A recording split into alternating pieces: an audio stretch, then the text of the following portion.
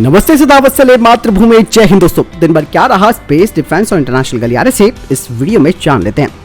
दोस्तों, पहले defence update की बात करते हैं तो वो रशिया के चेकमेट फाइटर जेट को लेकर आ रही है। हाल ही में एक रिपोर्ट सामने आई है जिसमें ये बात कही जा रही है कि इंडियन एयरफोर्स का एक डेलीगेशन रशिया के इस चेकमेट को देखने के लिए रशिया के डिफेंस एक्सपो में पहुंचा था, लेकिन इस बारे में कोई जानकारी नहीं दी गई है कि इंडियन एयरफोर्स ने इस फाइटर जेट यानी कि Su-75 के लिए कोई अलग से बात की हो।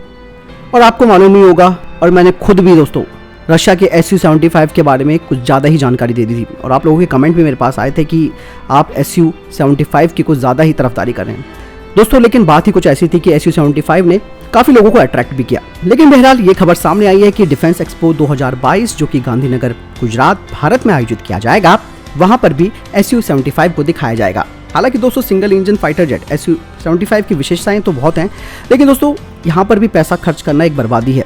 जब तक रशिया हमें इसकी कोर टेक्नोलॉजी नहीं दे देता तब तक हमें इस पर विचार नहीं करना है, क्योंकि ऑलरेडी हम Su-57 के मुद्दे पर देख चुके हैं कि किस तरीके से रशिया भारत के साथ एक गेम खेल रहा था और भारत ने इसको पहचाना और बोल दिया कि भैया ऐसा है, आप अपने पास रखिए अपने 5वीं पीढ़ी के फाइटर जेट को, हम अपने AMC प्रोजेक्ट पर काम कर रहे हैं। और भारत ने वो शुरू कर दिया और काफ़ी सारी प्रगति उसमें हो चुकी है और उसके ट्रायल्स भी। दोस्तों वक्त तो लगेगा, थोड़ा सा वक्त भी इसलिए लिया जा रहा है ताकि कोई भी गलती ना हो और किसी भी तरीके का टेक्निकल ग्लिच इन फाइटर जेट्स में ना आ पाए।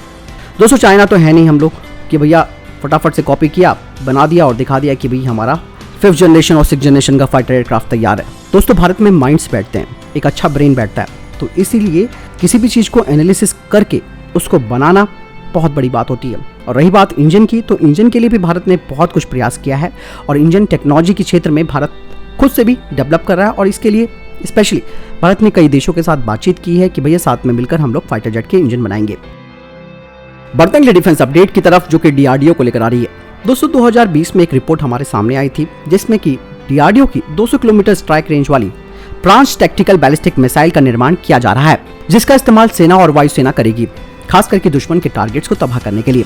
आपको बता दें कि अब जो रिपोर्ट आई है उसमें कहा गया है कि प्रांस टैक्टिकल मिसाइल पर काम तेजी से चल रहा है और इसका ट्रायल 2021 के अंत से शुरू हो जाएगा। सिंगल स्टेज सॉलिड प्रोपेलेंट वाली ये मिसाइल भारत अपने मित्र देशों को भी एक्सपोर्ट करेगा। और इसकी सबसे बड़ी बात यह है कि ये 200 किलोमीटर रेंज वाली है, तो इसमें MTCR का कोई पंगा नहीं पड़ेगा। ऐसे में इसे एक्सपोर्ट करने की जो बाधाएं हैं वो भारत को नहीं आएंगी। दोस्तों अलग अलग मिसाइलों के डेवलपमेंट कार्य लगातार चल रहे हैं और आप में से काफी लोग बोलते हैं कि भारत क्या टेस्ट ही करता रहेगा, मिसाइल कब बनाएगा। दोस्तों भारत इस वक्त दुनिया के साथ कदम से कदम मिलाकर चल रहा है मिसाइल क्षेत्र में। दोस्तों आज भारत मिसाइल निर्माण के क्षेत्र में सेल्फ डिपेंडेंट है, यानी कि हम किसी दूसरे देश पर आश्रित नहीं है।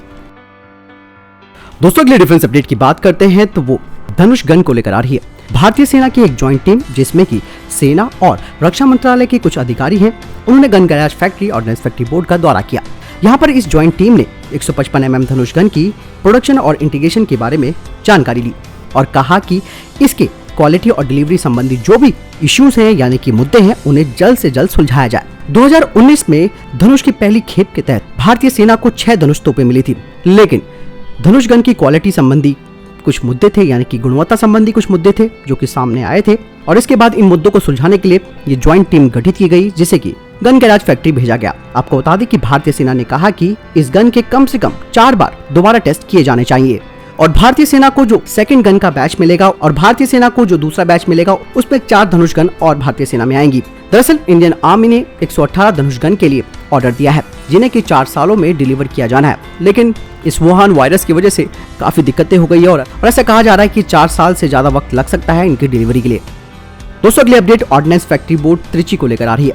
दरअसल पिछले डिफेंस अपडेट में मैंने बताया था कि 7.62 × 39 mm की ट्रिका कार्बाइन को ऑर्डिनेंस फैक्ट्री त्रिची ने लॉन्च किया है। अब उसके बाद उन्होंने 40 × 46 mm का UBGL यानी कि अंडर बैरल ग्रेनेड लॉन्चर को लॉन्च किया है। जी हाँ, आपको बता दें कि इसका इस्तेमाल TAR राइफल और AK-47 के लिए होगा और इस UBGL को ऑर्डिनेंस फैक्ट्री बोर्ड त्रिची ने स्वदेशी रूप से बनाया है।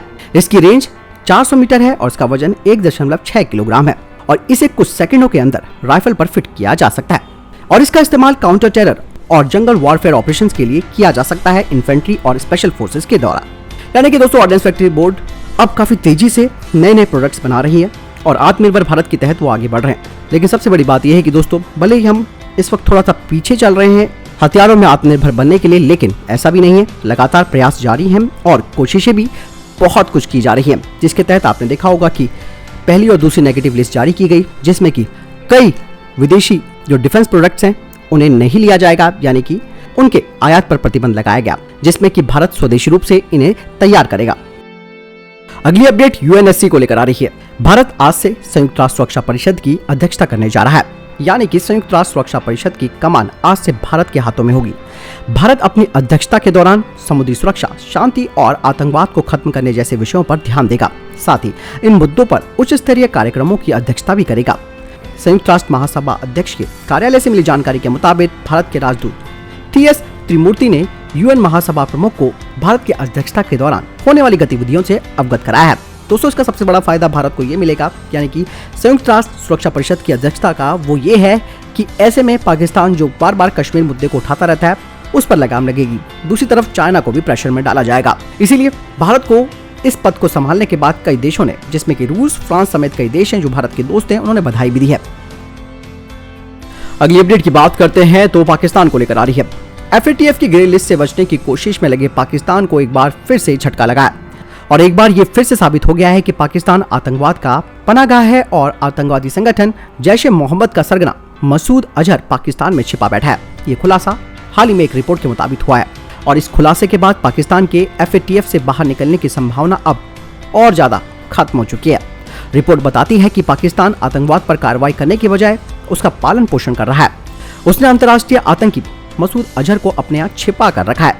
पाकिस्तान को एफएटीएफ की ग्रे लिस्ट में शामिल होने के कारण करीबन 38 अरब डॉलर का नुकसान उठाना पड़ा है। यही नहीं, इसके अलावा भी पाकिस्तान को और कई नुकसान हो रहे हैं जिनकी भरपाई वो नहीं कर पाएगा। आपको बता दें कि मसूद अजहर आज भी पाकिस्तान के बहावलपुर में बैठा हुआ है और भारत अब इस मुद्दे को अंतर्राष्ट्रीय स्तर पर तो उठाया गए और ये एक बहुत बड़ा पुख्ता सबूत होगा, जिसके बाद पाकिस्तान को ग्रे लिस्ट में बने रहने की जो आदत सी पड़ गई है उसे हटाने के लिए अब उसे ब्लैक लिस्ट में तो डालना होगा, यानी कि पाकिस्तान का प्रमोशन होना चाहिए अब ब्लैक लिस्ट की तरफ। आपको क्या लगता है इस बारे में? कमेंट सेक्शन में लिखकर जरूर बताएं। बढ़ते अगले डिफेंस अपडेट की तरफ, जो कि वायुसेना प्रमुख एयर मार्शल आरकेएस भदौरिया जी को लेकर आ रही है। दोस्तों, भारत अब यूएई के साथ अपने रक्षा संबंधों को और मजबूत कर रहा है और ऐसे में आरकेएस भदौरिया जी की यात्रा काफी महत्वपूर्ण हो जाती है, क्योंकि लगातार भारत खाड़ी देशों के साथ अपना संपर्क और मजबूत कर रहा है और ऐसे में रणनीतिक संबंध काफी मायने रखते हैं। यही नहीं दोस्तों, इससे पहले थल सेना प्रमुख एमएम नरवणे जी भी यूएई का दौरा कर चुके हैं, तो लगातार ये मुलाकातों का दौरा चल रहा है और लगातार इस तरीके की मुलाकातें चल रही हैं, क्योंकि आपको बता दें कि यूएई ने भारत की बहुत बड़ी मदद करी थी जब फ्रांस से राफेल भारत आ रहे थे और उसमें मिड एयर रिफ्यूलिंग के लिए उसने अपने जहाजों को लगाया था। बढ़ते अगले अपडेट की तरफ, जो कि इसरो को लेकर आ रही है। दोस्तों, आपको बता दें कि इसरो यूरोप और इजरायली अंतरिक्ष एजेंसियों के साथ मिलकर काम करने के लिए बातचीत कर रहा है, ताकि एजेंसियों के बीच सहयोग को बढ़ाया जा सके और संभावित अवसरों की पहचान की जा सके। दोस्तों, आपको बता दें कि इसरो के प्रमुख के7 ने बताया कि पिछले हफ्ते इजरायली अंतरिक्ष एजेंसी और यूरोपीय अंतरिक्ष एजेंसी के महानिदेशकों के साथ उनकी ऑनलाइन बैठक हुई, जिसमें कि छोटे सैटेलाइट्स के लिए इलेक्ट्रिक प्रपल्जन सिस्टम और जीईओ और एलईओ ऑप्टिकल लिंक में सहयोग सहित जारी गतिविधियों की प्रगति की समीक्षा की गई। इसरो ने कहा कि भारत अब इजराइल के सैटेलाइट्स का प्रक्षेपण करेगा। यही नहीं, इस बैठक के दौरान कई सारे मुद्दों पर चर्चा की गई, जिसमें कि स्पेस साइंस, सैटेलाइट नेविगेशन, अंतरिक्ष जागरूकता, मानव अंतरिक्ष उड़ान आदि। तो दोस्तों, ये थे अभी तक के टॉप डिफेंस और स्पेस अपडेट। वीडियो के संबंध में कोई प्रश्न जवाब, आपका कोई सवाल है, कमेंट सेक्शन में लिखकर जरूर पूछ सकते हैं। बहरहाल इस वीडियो के लिए इतना ही। चैनल सब्सक्राइब करना न भूलिएगा। मिलता हूं नई वीडियो के साथ। जय हिंद, वंदे मातरम।